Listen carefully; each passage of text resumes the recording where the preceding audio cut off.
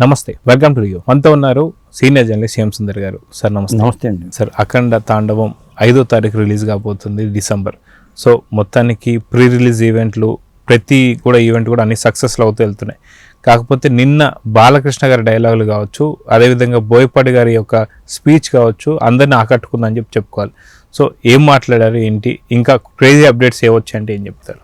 నిన్న అఖండ release event గెస్టులు బయట వాళ్ళు ఎవరు లేకపోయినా టీమే వచ్చారు, కానీ సక్సెస్ఫుల్గా నిర్వహించారు. భారీగా జనం రావటం, మరి అంతమందిలో సినిమా టీం కూడా చాలా సందడిగానే ఈవెంట్ అయితే జరిగింది. అతిరథ మహారథులు అంత కనకవ్వ గారి పాట, గంగాధర శాస్త్రి గారి భగవద్గీత సంబంధించిన దీంట్లో 2 శ్లోకాలు పెట్టారంట. దానికి సంబంధించి ఆయన భగవద్గీత గంగాధర గారు ఈ సందర్భంగా మాట్లాడుతూ ఆయన ప్రసంగం అయితే బాలకృష్ణ గారు లేచి నమస్కారం చేసేలాగా ఉంది. అలాగే కనకవ్వ పాట కూడా ఆయన బాలయ్య మర్చిపోయారని చెప్పొచ్చు కనకవ్వ పాటకి. ఇక బాలయ్య బాబులో ఆయన ప్రసంగంలో ప్రత్యేకంగా చెప్పాలంటే ముందు ఒక డైలాగ్ చెప్పారు ఆయన. ఆ డైలాగ్ ఏంటంటే, చరిత్రలో చాలా మంది ఉంటారు, కానీ చరిత్రను తిరగరాసి మళ్ళీ చరిత్ర సృష్టించేవాడు ఒక్కడే ఉంటాడు. నేనే చరిత్ర, నాదే ఆ చరిత్ర. ఇదేంటంటే ఆయన సొంతంగా చరిత్ర కాదు, ఎన్బికి త్రిపుల్లో డైలాగ్ అట.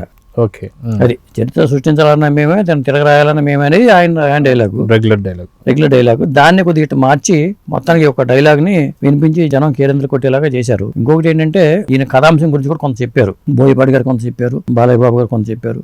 ఎందుకంటే మన దేశాన్ని రక్షించాలంటే సైన్యం సరిహద్దుల్లో సైన్యం కాపాడుతూ ఉంటారు, కానీ ధర్మాన్ని కాపాడాలంటే మన అఘోరాలో మన స్వాములు కాపాడుతున్నారని చెప్పి ఆ సనాతన ధర్మం మీద ఆయన చెప్పిన ఇది కానీ, ఈ సినిమాలో అలాంటి కంటెంట్ ఉందని చెప్పడం కానీ, అలాగే ఆయన స్పీచ్లో ప్రత్యేకంగా నేను గమనించింది ఏంటంటే, ఇదివరకు బాలకృష్ణ గారి స్పీచ్లు రెగ్యులర్గా ఉంటాయి మనకు తెలుసు, కానీ ఒక ప్యాటర్న్లో ఎవరిని మర్చిపోకుండా అందరినీ గుర్తు చేసుకుంటూ, అప్పటికప్పుడు ఆయన గుర్తు చేసుకుంటూ ఆ స్పీచ్ చాలా బాగా ఇచ్చాడు ఆయన.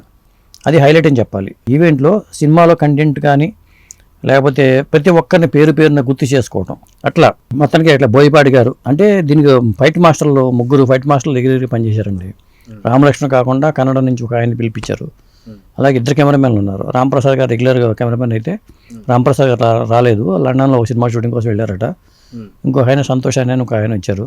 అలాగే ఇక మొత్తం ఈ సినిమాకి సంబంధించిన తమన్ గారు అయితే హైలైట్ అని చెప్పుకోవాలి. తమన్ ప్రసంగం, బోయపాటి ప్రసంగం, బాలయ్య ప్రసంగం, ఈ 3 ప్రసంగాలు ఒక హైలైట్గా చెప్పుకోవచ్చు నిన్న జరిగిన ఈవెంట్లో. బోయపాటి గారు మాట్లాడుతూ, సినిమా అప్పుడే సెన్సార్ లేట్గా రావడానికి కారణం ఏంటంటే, సినిమా సెన్సార్ ఇప్పుడే పూర్తయింది, యూఏ సర్టిఫికేట్ వచ్చింది అని చెప్పారు. జనరల్గా కూడా ఆ సినిమాకి 144 నిమిషాలు నిడిగి ఉంది, అది బయటకు వచ్చిన వార్త. సెన్సార్ వాళ్ళు కూడా చాలా బాగుంది అన్నారని టాక్ అయితే ఉందండి. ఓవరాల్గా మనం చూసుకుంటే ఏదైతే అఖండ తాండవం సంబంధించి రోజు రోజుకి అంచనాలు పెరుగుతున్నాయి.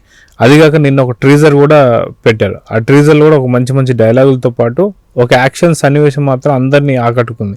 ఏంటంటే, త్రిశూలాన్ని వెనక ఉన్నటువంటి ఒక కొండ కొడితే ఎదురొచ్చేటువంటి ఒక విలన్ పూర్తి కొచ్చుకొని వెళ్ళిపోవడం. సో ఇలాంటి బాలకృష్ణ గారు తప్ప వేరెవరికి కూడా సాధ్యం కాదు. అది చూస్తానికంటే మీరేమంటారు? అసలు ఆలోచన రావడం గొప్ప విషయం. మామూలుగా అయితే సోలం ఉందనుకోండి, అటాక్ చేయడానికి ఇలా చూస్తారు. మరి బాలకృష్ణ గారు అట్లా ఇస్తే కుదరదు కదా. అదే రజనీకాంత్ గారు చెప్పారు డైలాగ్, నేను చేసిన యాక్సెప్ట్ చేయరు, బాలయ్య చేతి యాక్సెప్ట్ చేస్తారని. ఖచ్చితంగా యాక్సెప్ట్ చేస్తారు. అది ఆయన వెనక్కి ఎట్లా అంటే, అది ముందుకు వెళ్ళిపోయి కొట్టడం, గోడ కొట్టిన బంతిలాగా సోలం వెళ్ళటం అనేది అది విశేషం. అదే చూసుకుంటే డాన్స్ మూమెంట్లలో కూడా క్యాప్ ఇలా వేస్తే తిరిగి వచ్చి మళ్ళీ ఇలా వచ్చి పడడం. సో ఇవన్నీ కూడా చూస్తుంటే భాను మాస్టర్ అంతక్రితం యా బాలయ్య అది చేశారు కదా అక్కడ. భాను మాస్టర్ ఇది చేశారు. అలాగే శంకర్ మాస్టర్ కానీ, మొత్తానికి ఆ టీము మొత్తం ఆయన ఆ టీంను కూడా మెచ్చుకున్నాడు. నేను అందరితో ట్యూన్ అవ్వలేను, నా టీము నాకు అలాంటి టీమే కావాలి, వాళ్ళతో నేను మింగిల్ అవ్వగలని చెప్పడం కానీ, ఇవన్నీ అంటే ఆయనకి ఎలాంటి వాళ్ళైతే నచ్చుతారో అలాంటి వాళ్ళని ఆయన టీంలో పెట్టుకుంటారనేది మనకు అర్థమైంది నా స్పీచ్లో. సో ఓవరాల్గా చూసుకుంటే అంచనాలు ఎలా ఉండబోతున్నాయి, ఓవర్సీస్ ఎలా ఉండబోతుంది, అదేవిధంగా తమన్ మాటను ఎలా చూసుకోవాలంటారు? ఆయన చెప్పారు కదండి, ఇక్కడ ప్రధానంగా ఏంటంటే, మీ సౌండ్ సిస్టమ్స్ సరిగ్గా దాంట్లో బూజు పట్టి ఉంటే దాన్ని వదిలించుకోండి, అదంతా దుమ్ము దులిపేస్తుందని చెప్పి తమన్ గారు చెప్పారు. బీజిఎం వర్క్ అయిపోయింది already. US market, overseas market కూడా మేము పంపించేసాం ప్రింట్లని చెప్పి బోయపాటి గారు చెప్పేశారు. కాబట్టి ఈ సినిమా ఎప్పుడు అనేది అందరూ ఎదురు చూస్తున్నారు. వేరే సినిమాలు కూడా ఏమీ లేవు, సరైన సినిమాలు లేవు. లేకపోవడం ఒక ప్లస్ పాయింట్. ఈ సినిమా ఓపెనింగ్స్ పరంగా ఒక రికార్డు అయితే ఖచ్చితంగా ఉండే అవకాశం అయితే ఉంది. మరి ఈ సినిమాకి సంబంధించిన అన్ని హైలైట్స్ ఒకటి కాదు, మరి అవన్నీ మరి ఏంటి అనేది ఇక మనం తెర మీద చూడాల్సిందే. ముఖ్యంగా ఏంటంటే, పవర్ఫుల్ డైలాగులు అయితే ముందు ఈ సినిమాలో డైలాగులు నాకు బాగా నచ్చినాయి. దానికి తగ్గట్టు యాక్షన్ సన్నివేశాలు ఉంటాయని చెప్తున్నారు. ఆ యాక్షన్ తగ్గట్టుగా మనకి బీజిఎం ఉందని చెప్తున్నారు. ఎందుకంటే ఏం కావాలి, మనం ఎంత పెట్టినా కానీ ఇవి చాలు.